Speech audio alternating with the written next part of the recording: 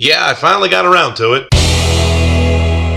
Hey there, hi there, ho there, Andrew here, reviewing the movie Spy. Spy stars Melissa McCarthy, Jude Law, Jason Statham, and a whole bunch of others in a pseudo-spy action comedy movie. The movie is written and directed by Paul Feig. Fig? Yeah, Fig. The movie is about Agent Susan Cooper, played by Melissa McCarthy, and she's basically the desk jockey of the CIA that is the backbone of all the important missions of Agent Bradley Fine, played by Jude Law. Fine falls off the grid, and the other top agent in the field, Rick Ford, played by Jason Statham, is compromised. So this is where Cooper gets to convince her superior, played by Allison Janney, to let her go deep undercover and find this nuclear arms dealer and prevent a global crisis. Sounds like a typical movie plot. And if you've seen one spy movie, then you've seen this movie plot. Spy is basically a movie that takes all spy movie norms and pushes the envelope in all different directions. First, it's an R-rated movie. Why? It is much more violent than you would think. And there is plenty of blood and plenty of deaths. Oh, and these things too. That's an F-bomb if you didn't know. Now, Spy pokes a lot of fun at itself by playing all the stereotypes out there at full maximum. The characters and the situations are so over the top you think it's a self-parody. It isn't, but you think it could be. And don't get me wrong, I like this movie. Let me delve a little bit more in the topic of overacting. Now, usually you could think that that would be a bad thing. And since I'm talking about overacting, you're probably thinking I'm talking about Melissa McCarthy. Not true. I mean, that just comes with the territory. I expected her to overact. So there really wasn't anything shocking on that level. I'm talking about the supporting cast and how they have amplified their acting to level 11. You know, that's just one more than 10. The person that I enjoyed the most in the supporting cast role would be Jason Statham. I mean, he just chewed up every scene he was in. His character, Agent Rick Ford, was basically the toughest of the tough, yet had the luck of Inspector Clouseau. To be honest, I wouldn't mind seeing a movie where he was the lead. And as far as the big bad of the movie, that was Rose Byrne playing Raina Boyanov. Some might know her from the Insidious movies. Oh yeah,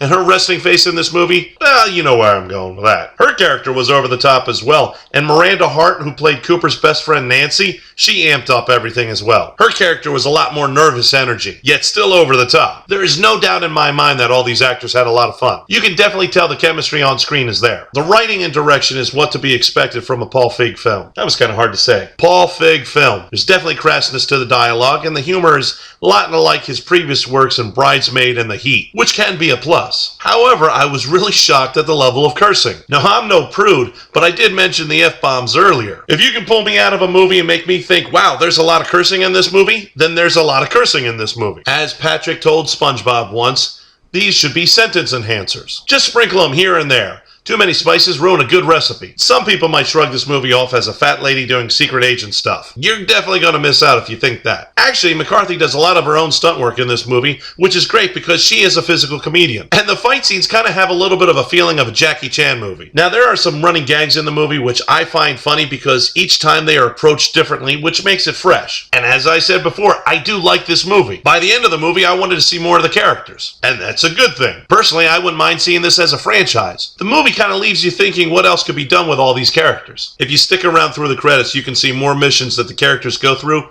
their mission briefs. So my final rating is, if you can get around to the cursing and the over-the-top violence, this movie is library worthy. All I ask is if you plan on making a couple of sequels out of this, please do not turn McCarthy's Cooper into some type of Tammy or identity theft. Those characters are fine, but there was character development in this movie and I want to see it progress. So did you see the movie? What did you think? Don't forget to like my video and subscribe so you get notified the moment I upload. And I will see you in the next video.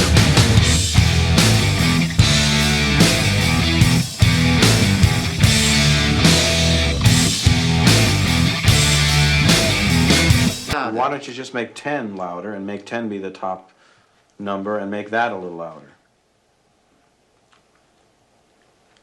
These go to 11.